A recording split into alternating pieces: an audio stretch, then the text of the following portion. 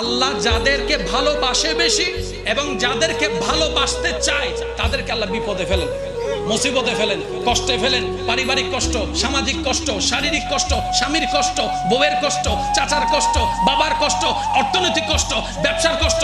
যখনই দেখবেন কোন ইমানদার ঈমান থাকা সত্ত্বেও কষ্ট আসতে শুরু হয়েছে, তাহলে বুঝে নেবেন আল্লাহ আপনার গুনাহগুলোকে পবিত্র করতে চাচ্ছেন।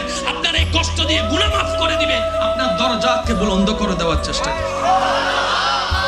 সেজন্য কোনোদিন বুঝেন না বুঝেন, পক্ষে হোক বিপক্ষে হোক, মনে করেন আপনি একটা জিনিস চাইলেন একরকম, হয়েছে আরেক রকম, আপনি মনকে স্থির করে এতটুকু বলবেন আমি যেটা চেয়েছি সেটা আমার চাওয়া, আমার তরণ, আর যেটা হয়েছে সেটা আল্লাহর চাওয়া।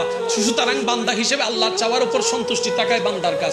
আমার মন মতো হোক না হোক, আমার আল্লাহ যেমন চেয়েছেন তেমন হয়েছে। আর একটু জোরে বলা যাবে সুবহানাল্লাহ। জীবন নিয়ে কোনো আপত্তি, জোরে আজকে বলেন, একটু জোরে বলেন, জীবন নিয়ে কোনো আপত্তি, জীবন নিয়ে কোনো আফসোস, জীবন নিয়ে কোনো দুঃখ, আল্লাহ যেভাবে রেখে খুশি আমরা সেভাবে আজকে থেকে খুশি।